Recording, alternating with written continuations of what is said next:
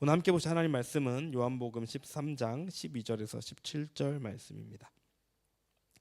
요한복음 13장 12절에서 17절 말씀입니다. 우리 한 절씩 교독하도록 하겠습니다. 제가 먼저 읽겠습니다. 예수께서 제자들의 발을 씻겨주신 뒤에 옷을 입으시고 식탁에 다시 앉으셔서 그들에게 말씀하셨다. 내가 너희에게 한 일을 알겠느냐?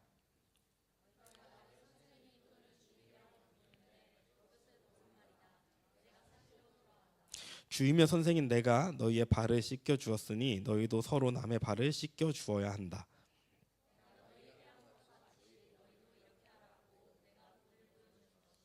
내가 진정으로 너에게 말한다. 종이 주인보다 높지 않으며 보냄을 받은 사람이 보낸 사람보다 높지 않다. 아멘. 한 번 더 기도하겠습니다. 하나님, 이 시간 우리가 말씀 앞에 섭니다.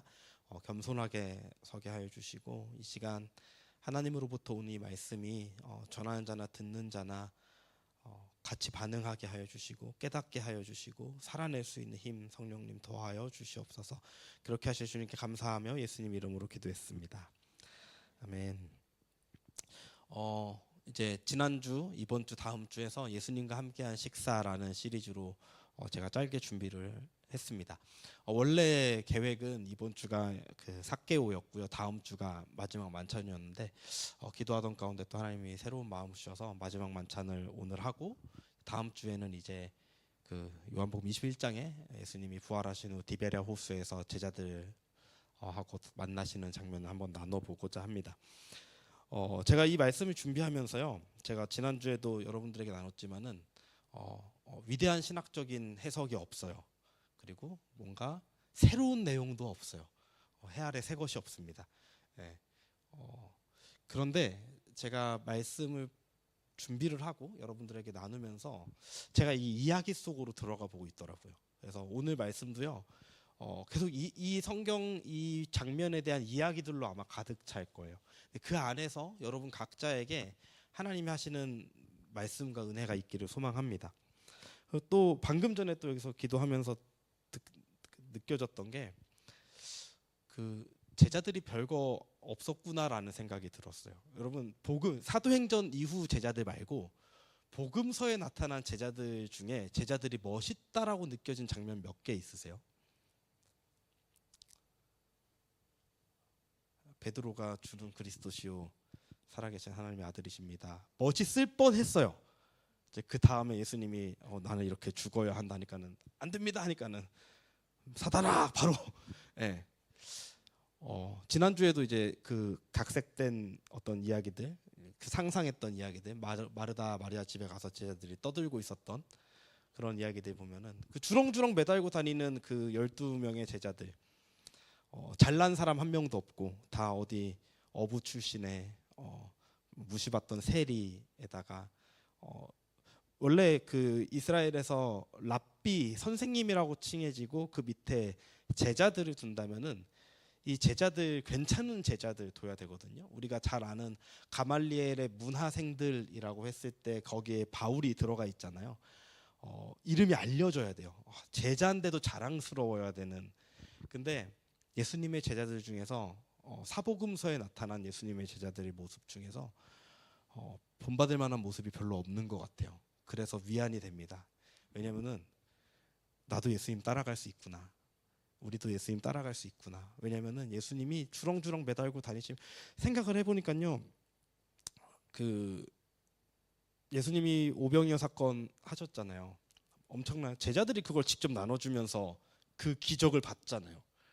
그리고 배를 타고 건너가시다가 그 풍랑도 맞이하거든요. 그런 일이 있은 다음에 제자들이 삶의 터전이었어요. 갈릴리 바다가 풍랑 한두 번 맞이했겠어요? 갑자기 막 쫄아가지고 막 예수님 뭐 하십니까? 이런 제자들 데리고 다니시고 먹이시고 유월절 만찬 준비해. 보통 이제 밑에 제자들이 유월절 만찬 알아서 준비해야 되는데 예수님 어떡할까요? 저희 가면은 뭐가 있다. 막 다락방에 가서 준비해라. 예수님 다 하나 알려주시고 우리도 이 말씀 속에서 예수님을 따라가는 나의 연약한 모습일지라도 결국엔 예수님이 나를 만들어 가시는 그 이야기 속으로 우리가 들어갔으면 좋겠습니다. 여러분은 누군가와 작별 또는 우리가 멀리 떠나 오면, 우리가 이제 한국에서, 여러분들 한국에서 떠나오신 분들 계실 건데, 떠나오면서 했던 기억나는 마지막 식사가 있으신가요? 저도 몇 가지 기억나는 이제 이별이나 뭐 작별이나 하면서 했던 식사들이 있습니다.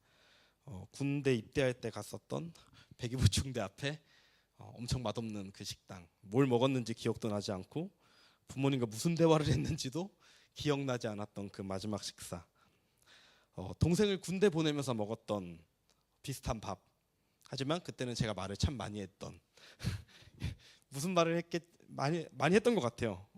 많이 했던, 아마 동생은 저랑 똑같았겠죠. 무슨 말을 들었는지 기억나지 않았던, 호주에 2017년도에 워홀 간다고 하니까 많은 사람들이 먹자고 했던 식사 자리 등, 우리는 내가 어딘가로 떠날 때 또는 누군가를 보낼 때 꼭 식사를 합니다. 여러 가지 이유가 있겠지만 함께 식탁에 앉아서 밥을 함께 먹으며 하는 그 대화의 시간들이 중요하다라고 우리가 생각하기 때문이지 않을까요? 특별히 작별, 이별이 길거나 또 중요한 시간이라면은 그 시간에 하는 대화들, 우리가 이제 마지막으로, 예를 들어서 이제 영훈 형제 꼭 가는데 제가 밥 먹자 그랬어요. 그냥 잘 가라라고 해도 되는데 밥 먹자고 했어요. 사람 마음이 그래요. 꼭 밥을 같이 먹고 보내고 싶어요. 왜냐면 그 시간에 하는 대화들의 한마디 한마디가 무게가 있을 거고 의미가 있을 거다라고 생각을 합니다. 오늘 우리는 예수님이 십자가에 달려 돌아가시기 전 제자들과 함께한 식사 자리, 그 장면 속으로 우리가 한번 들어가 보고자 합니다. 모든 내용을 다 다룰 수 없지만 우리가 그 식사의 장면들을 이미지화하면서 상상해 보면서 우리도 그 자리를 소망해 볼 수 있는 시간이 되기를 바랍니다. 우리는요, 최후의 만찬이라고 하면은 어떤 사진이 떠오르시나요? 어떤 그림이? 그 레오나르도 다빈치의 이해되지 않는, 누가 밥을 그렇게 먹을까?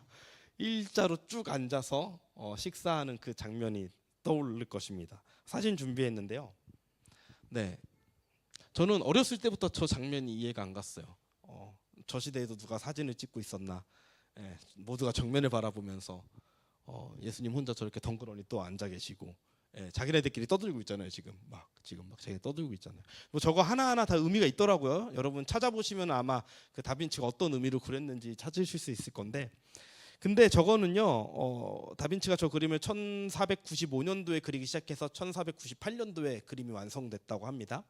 그런데 그 시대 배경에서 저런 식사를 했다라고 그린 거예요. 만약에 우리가 지금 우리 시대 배경에서 예수님의 마지막 만찬을 그린다고 한다면은 뭘 그리시겠습니까? 뭐 집에서 먹으면은 그냥 이렇게 넓은 식탁에다가 삼겹살 이렇게 쫙 구워놓고, 예수님 안 먹으셨으려나 돼지라 소고기 쫙 구워놓고 이제 예수님과 함께 먹는, 뭐 우리는 이런 생각했을 수도 있죠. 다빈치도 아마 그런 배경으로 했을 것 같아요. 그런데 당시 이스라엘에서 만찬이라고 했을 때는요, 이런 일자형 식탁과 의자에 앉아서 하지 않았습니다.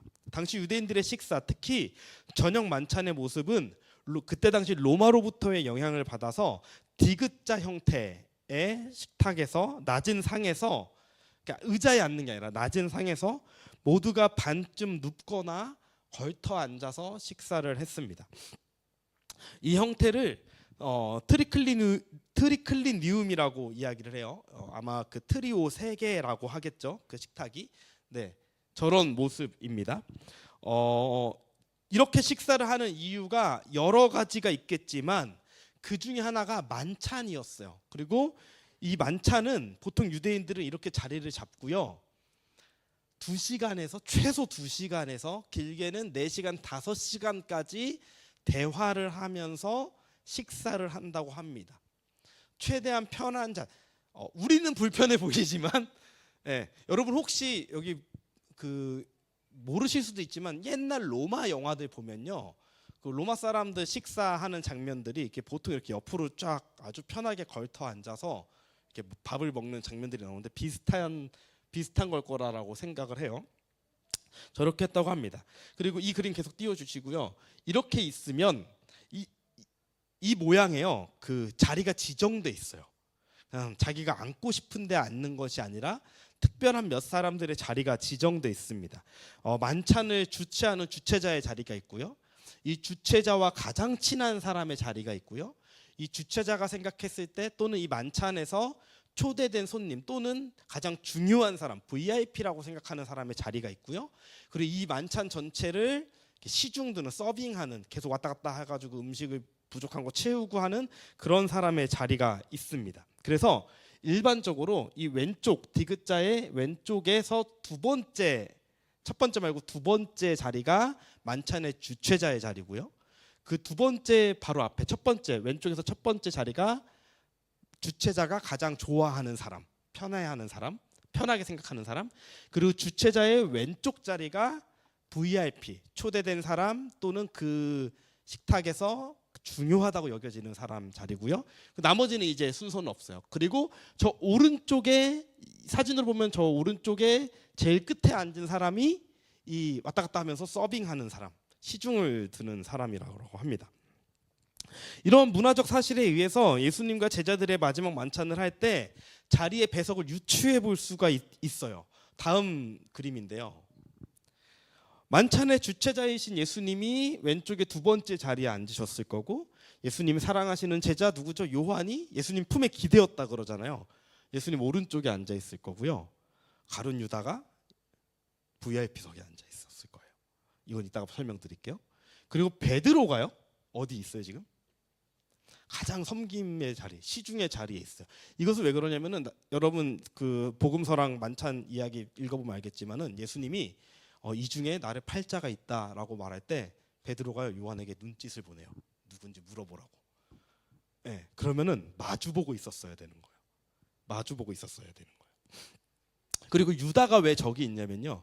예수님이 이렇게 말합니다. 나와 함께 이 빵 대접에 손을 넣는 자가 그다. 또는 다른 또 거기에는 내가 빵을 찍어서 스프에 찍어서 주는 사람이 그다. 그 보통 주최자의 자리에 메인 빵이 있고요. 그 빵이 이제 돌기 시작하는데 같이 손을 넣을 수 있으려면 바로 옆자리여야 된다라는 거예요. 그래서 이 만찬 이제 학자들이 모두가 거의 다 대부분 동의하는 건데 아마도 가룟 유다의 자리가 VIP석 또는 가장 중요한 사람의 자리로 배정되었을 거다라고 생각을 합니다. 이렇게 자리한 후에 유월절 만찬이 시작되었습니다. 이 만찬이 예수님, 가룟 유다 그리고 다른 제자들에게 각각 그 의미가 달랐을 거예요. 예수님은요 이제 유월절 어린 양으로 하나님 아버지의 뜻을 따라 자신이 십자가에 달릴 걸 알고 계신 상태였잖아요.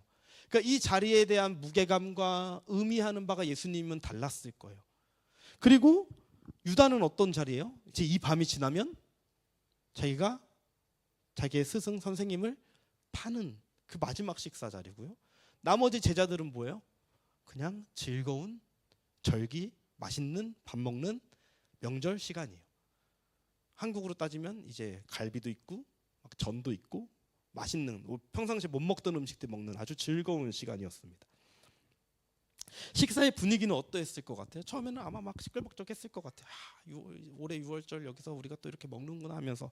그런데 누가복음 22장 24절에 보면요, 이 분위기가 나옵니다. 제자들 가운데서 누구를 가장 큰 사람으로 칠 것이냐는 물음을 놓고 그들 사이에 말다툼이 벌어졌어요. 명절 때 집집마다 싸우는 분들 계시죠? 지금 근데 여기도 지금 이 즐거운 식사 자리에서 갑자기 누가 크냐? 왜 이런 이야기가 나왔을까요? 이 전 5일 전으로 들어가 보면요, 예수님이 입성을 하세요. 그리고 본인들이 생각해보니까 예수님과 함께한 그 3년을 생각해보니까 예수님 이제 뭐 하셔도 될 것 같아. 이제는 때가 된 것 같아. 사람들이 막 난리치게 입성을 했어요. 그리고 그 일주일 사이에 막 성전 뒤 엎으시고 막 가르치시고 무화과나무를 저주하니까 무화과나무가 말라버리고 막 뭔가 일이 일어날 것 같은 거예요. 그러니까 제자들 사이에서 이제 예수님 곧 왕 될 것 같은데 그럼 우리 중에 누가 크냐? 라고 이야기를 하다가 서로 잘난 이야기를 하기 시작한 겁니다. 이게 말다툼까지 벌어지는 거예요. 이런 말다툼을 보시고 예수님은 그 다음 구절 25절에서 27절에 이렇게 말씀하십니다. 한번 천천히 읽어보세요. 예수께서 그들에게 말씀하셨다. 뭇 민족들의 왕들은 백성들 위에 군림한다. 그리고 백성들에게 권세를 부리는 자들은 은인으로 행세한다. 그러나 너희는 그렇지 않다. 너희 가운데서 가장 큰 사람은 가장 어린 사람과 같이 되어야 하고 또 다스리는 사람은 섬기는 사람과 같이 되어야 한다. 누가 더 높냐? 밥상에 앉은 사람이냐? 시중 드는 사람이냐? 밥상에 앉은 사람이 아니냐. 그러나 나는 섬기는 사람으로 너희 가운데 있다. 무슨 말이에요? 왕들은 백성 위에서 군림하면서 그 다스린다라는 거예요. 그 모든 권력을 받아내면서 백성들 사이에서 권세를 부리는 자들, 백성들을 다스리는 사람들은 내가 너희의 은인이야, 나 때문에 너희 살고 있어라고 말한다라는 거예요. 그런데 예수님 하시는 말씀이 너희는 그러면 안 된다라고 말씀하시면서 밥상에 앉은 사람이 높냐, 시중 드는 사람이 높냐, 이게 무슨 의미일까요? 밥상에 앉은 사람은요, 아까 그 사진 보면요, 이 잔치를 주최한 사람일 거예요. 그리고 시중 드는 사람은 뭐예요? 저쪽 끝에서 베드로 앉았던 그 자리겠죠? 시중 드는 사람일 거예요. 분명히 이 섬기는 사람이 계속 섬겨야 돼요. 근데 예수님 뭐라고 말씀하세요? 나는 밥상에 앉은 사람 주체자인데 나는 섬기러 왔다라고 말합니다. 이 식사 문화에서는 말도 안 되는 일을 말씀하시는 거예요. 그리고 나서 예수님께서는요, 제 생각에는요, 순서는 모르겠어요. 이걸 말씀하시고 나서 예수님이 직접 그 다음에 요한복음 말씀처럼 일어나셔서 대야에 물을 뜨시고 밑옷을 벗으시고 수건을 두르시고 제자들의 발을 씻겨주시는 거예요. 잔치의 주체자가 또 랍비가, 선생님이 그 일을 행하시는 거예요. 요한복음 13장 1절 이렇게 기록합니다. 유월절 전에 예수께서는 자기가 이 세상을 떠나서 아버지께로 가야 할 때가 된 것을 아시고 세상에 있는 자기 사람들을 사랑하시되 끝까지 사랑하셨다. 이것부터 이제 세족식 이야기가 시작돼요. 예수님의 자기 사람들을 사랑하시는데 끝까지 사랑하셨다라고 말씀하시면서 이제 세족식이 시작이 됩니다. 자리 배석상 예수님은 아마 사랑하는 제자 요한부터 발을 씻겨주셨을 것 같아요. 그리고 누구를 씻겨주셨을까요? 가룟 유다의 발도 씻겨주셨습니다. 그리고 순서대로 차례를 돌아서 가장 마지막 사람이 누구예요 지금? 만약 요 순서가 맞다면 베드로가 뭐라고 말합니까? 예수님 제발 씻길 수 없습니다. 왜요? 지금 이 잔치에 시중을 들어야 되는 사람은 베드로 자기예요. 섬겨야 되는 사람은 베드로 자기인데 섬김을 받으셔야 되는 분이 자기까지 와서 발을 씻겨주시는 거예요. 예수님 저는 발을 씻김 받을 수 없어요. 예수님 뭐라고 말해요? 너 이거 안 하면 나랑 아무 상관없다. 그 성질 급한 우리 베드로 형님께서 저 그럼 목욕도 씻겨주십시오 그러는 거. 그럴 필요는 없다. 이미 씻김 받은 자는 다 깨끗하다라고 말씀하십니다. 예수님이 그러고 나서 오늘 우리가 함께 읽은 본문을 예수님께서 말씀하세요. 이 발을 씻겨주신 이유에 대해서 말씀하시는 거죠. 우리 한번 15절 읽어볼까요? 15절 시작. 15절 오늘 본문 15절입니다. 시작. 내가 너희에게 한 것과 같이 너희도 이렇게 하라. 내가 본을 보여준 것이다. 예수님이 한 것처럼 너희도 이제 이렇게 해야 된다라고 본을 보여주는 거예요. 이것은 섬김을 행하는 것에 대해서 강조하는 것이 아니라 무엇을 힘입어 섬겨야 하는지 제자들에게 그것을 알게 하고자 말씀하시는 거예요. 내가 말했기 때문에 너는 해야가 아니라 예수님의 사랑을 힘입어서 해야 할 수 있다, 해야 한다라고 말씀하고 계십니다. 다른 복음서들 마태마가 누가는요, 예수님의 유월절 마지막 식사에서 강조하는 부분이 만찬, 이 식사하는 게 아니라 성찬이에요. 예수님이 떡을 떼어주면서 이것은 내 살이다, 너희를 위해 찢기는 내 살이다. 잔을 제자들에게 주시면서 이것은 너희를 위해 흘리는 내 피다라고 하면서 이 성찬을 제정하시는 거에 다른 마태마가 누가복음은 더 집중을 합니다. 그런데 요한복음에서는요, 이 성찬에 대한 기록은 없어요. 그리고 요한복음이 집중하는 것은 만찬이에요. 지금 식사의 장면을 더 세세하게 기록하고 있습니다. 그리고 만찬의 중요한 요소는요, 아까 제가 말씀드렸잖아요. 몇 시간 동안 밥을 먹는다고요? 최소 2시간에서 최대 4시간, 5시간까지도 밥을 먹는다는 거. 대화하고 교제하는 거예요. 다른 복음서들은 예수님이 이 성찬 이후에 바로 겟세마네로 가시는 장면으로 묘사되어 있어서 예수님 빨리 밥 먹고 가시는 것처럼 느껴지기도 해요. 아주 짧은 그 전환이 이루어집니다. 그런데 요한복음은요, 오늘 이 13장의 세족식으로부터 시작해서 5장에 걸쳐서 예수님이 이 마가의 다락방에서 만찬을 하면서 제자들에게 하시는 마지막 설교, 이제 신학적 용어로 고별 강화의 이야기를 5장이나 걸쳐서 할애를 합니다. 그만큼 긴 시간이었다라고 말하는 거고요. 제자들과의 그 만찬의 시간 가운데 이제 이 제자들을 남겨두고 떠나는 예수님의 마지막 이야기가 있는 거예요. 예수님이 마지막 만찬을 제자들과 함께 하면서 그들에게 마지막으로 하시고자 하셨던 말씀은 무엇일까요?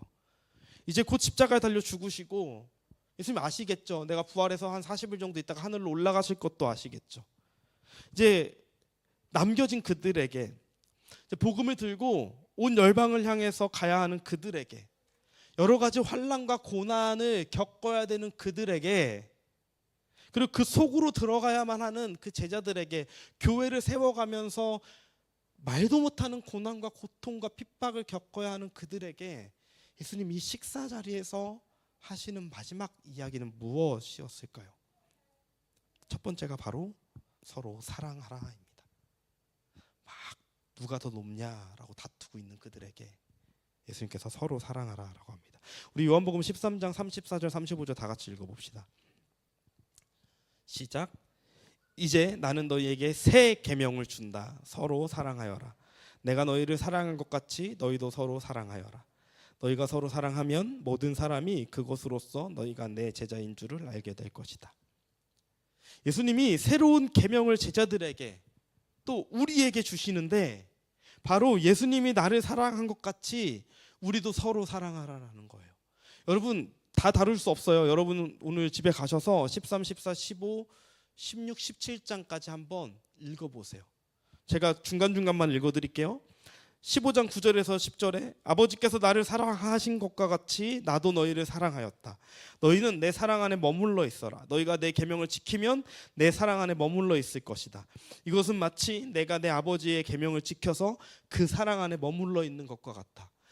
하나님과 예수님 안에 그 서로 사랑하는 관계, 예수님도 하나님의 사랑 안에 머물러 있어서 예수님도 우리를 제자들을 사랑한 것 같이 너희도 내 계명 안에 내 안에 머물러 있으면 서로 사랑할 수 있다라고 말합니다.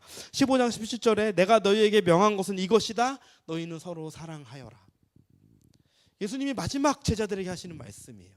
그리고 나서 예수님이 식사 자리에서 말씀하신 두 번째는요, 서로 사랑하는 거 힘들고 앞으로 살아갈 거 힘든데 누구를 약속하세요?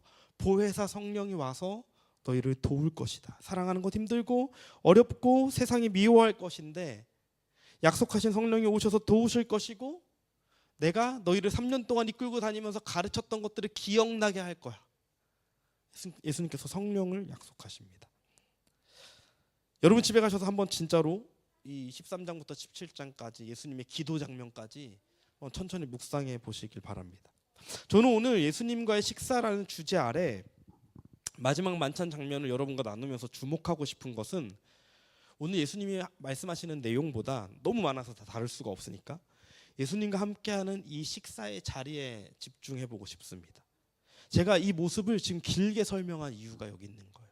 이 식사의 자리에 내가 한번 앉아보는 거예요. 이 마지막 만찬 자리에 여러분들이 한번 앉아 보십시오. 예수님이 이 땅에 오셨을 때 별명이 무엇이었는 줄 아시나요?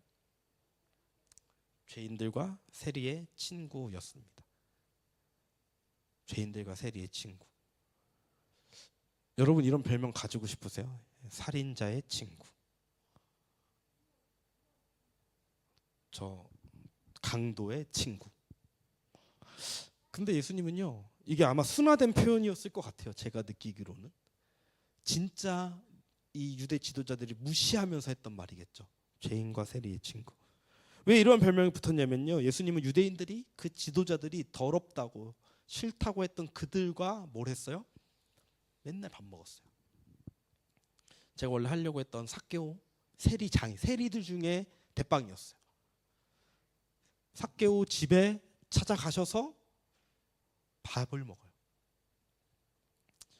예수님이요, 죄인들의 집에 찾아가셔서 밥을 먹습니다. 심지어 율법에서 엄청 중요했던 손 씻고 먹는 것도 안 하셨어요. 그러니까 막 뭐라고 하잖아요.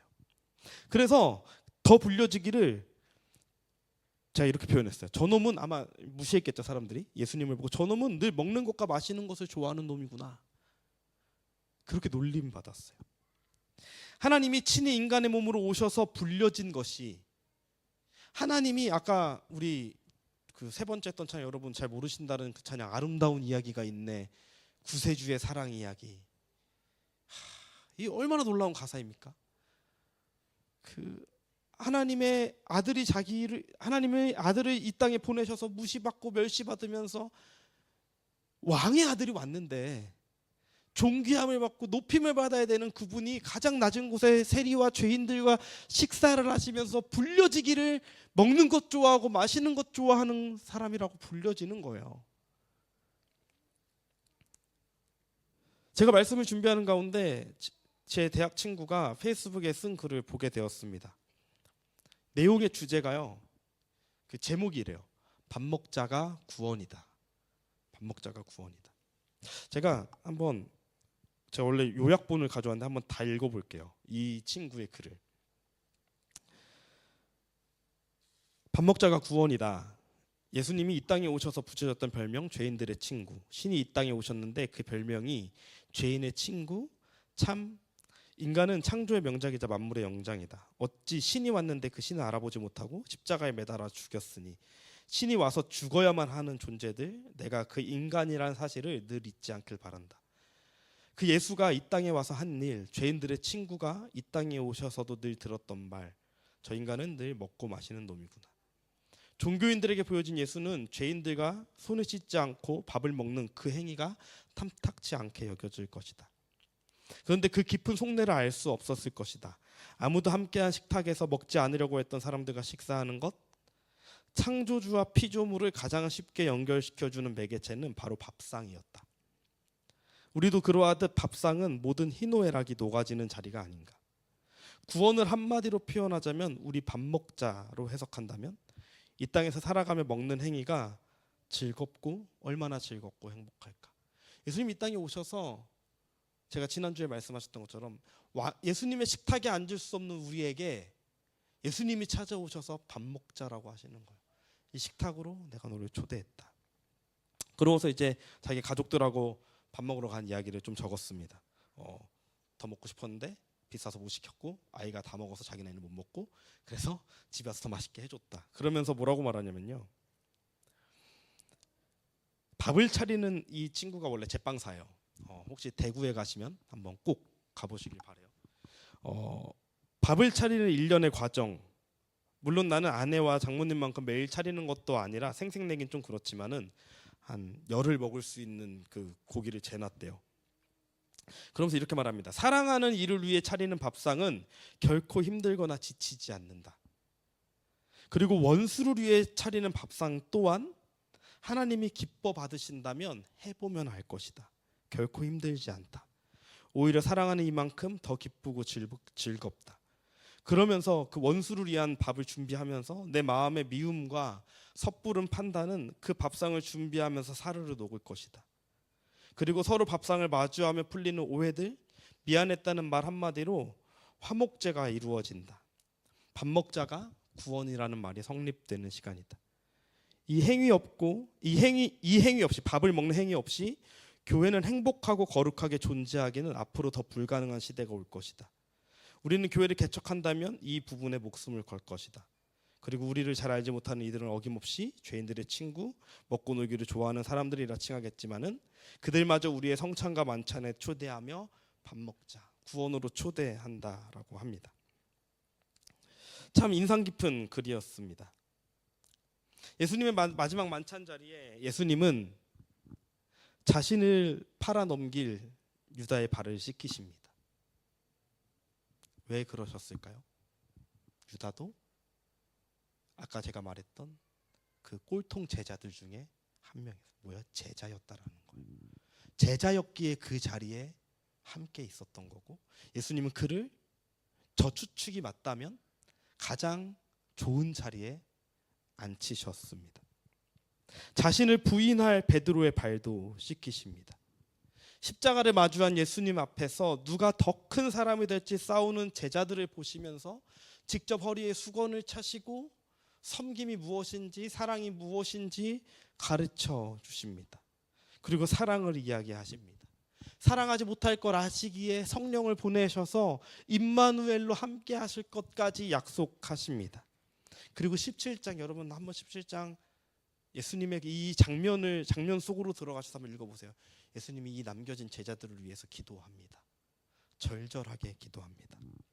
이것이 우리를 초대하신 예수님의 식탁입니다. 예수님의 식탁이에요. 마지막 만찬 자리였어요. 아주 아름다운 자리는 아니었어요.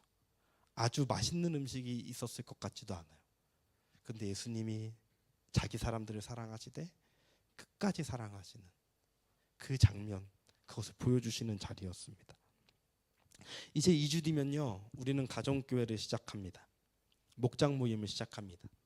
목장 모임의 만찬이 이러한 만찬의 자리가 되기를 저는 소망합니다. 빨리 먹고 빨리 순서 진행하고 집에 가는 것이 목표가 되지 않길 바랍니다. 빨리빨리 해치워서 오늘 말씀 요약 누구야? 빨리 해봐. 오늘 뭐야 빨리 해봐. 오늘 목장 모임 마쳤습니다. 우리 설거지하고 집에 갑시다. 아닙니다.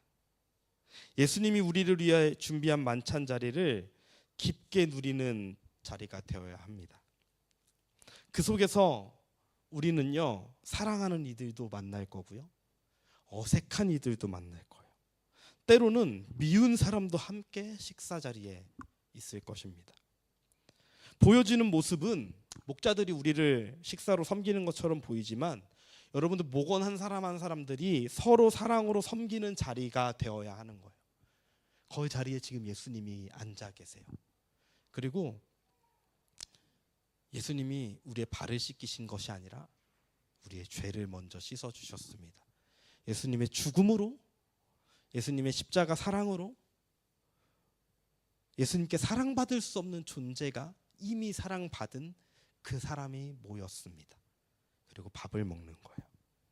예수님이 차려준 식탁에 우리가 시작은 초라하고 어색하고 힘들지 몰라도 그 밥상 앞에서 구원을 누리기를 소망합니다.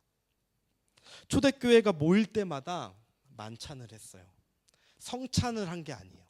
그냥 우리가 성찬식 하는 것처럼 이제 시간 되었으니까는 자, 이거 떡 조금 드세요, 포도주 조금 마시세요 한 게 아니라 모일 때마다 떡을 떼었다 그래요. 이게 무슨 말인 줄 아세요? 밥 먹었다라는 소리예요. 모일 때마다 밥 먹었대요.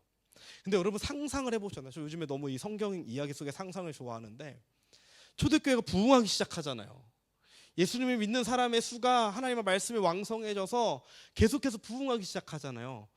여러분 한번 생각해 보세요. 초대교회가, 제가 항상 하는 말이 예루살렘 교회가 적게는 2만 명, 많게는 20만 명 교회라 20만 명까지도 우리가 숫자를 추정하는데 이런 교회당에 2만 명, 20만 명이 모인 게 아니라 집에서 모이는 그 모임들이 교회고, 그것이 다 모이는 예수 그리스도를 주라고 시인하는 사람들의 수가 그 정도 되었다라는 거예요.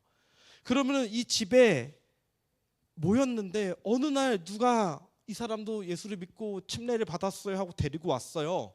보니까 누구예요? 그저께까지 나를 핍박했던 그 유대 지도자예요.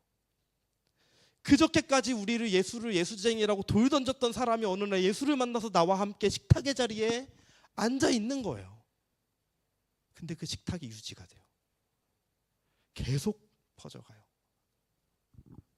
여러분, 이것이 예수님께서 우리에게 마지막 식사를 하시면서 너네도 모일 때마다 기념하라라고 하신 만찬, 성찬과 만찬입니다. 내가 좋아하는 사람만 있지 않아요. 나를 미워했던 사람, 나를 공격했던 사람, 나를 핍박했던 사람도 그 자리에 있을 거고요. 내가 싫어했던 사람, 내가 어색한 사람도 있을 거예요. 그런데 예수님이 내 발을 먼저 씻겨주셨습니다. 예수님이 유다의 발을 씻겨주셨고요. 예수님이 베드로의 발을 씻겨주셨습니다. 우리는 그 사랑 안에서 너희가 서로 사랑하면 세상이 너희가 내 제자인 줄 알리라. 예수님 마지막에 하셨던, 제자들에게 신신당부하셨던 말씀이 사랑해라. 우리의 모임이 그런 모임이 되길 원합니다. 우리의 식탁에서 회복의 자리가 일어나길 원합니다. 우리 함께 기도하길 원합니다. 초대교회의 그 식탁을 통해서 하나님 나라가 확장되었습니다. 하나님 나라가 확장되었습니다. 목사님께서 지난 주일 설교에서도 말씀해 주셨는데 한국 교회에서도요. 백정과 양반이 화해하는 일이 벌어졌어요. 백정이 장로가 되어 왕실의 사람과 함께 교회를 같이 공동으로 이끌어갑니다. 이게 하나님 나라의 놀라운 역사예요. 우리 안에 그 일이 벌어지길 원합니다. 우리 마지막으로 했던 찬양하길 원합니다. 우리 다 같이 자리에서 일어나실까요?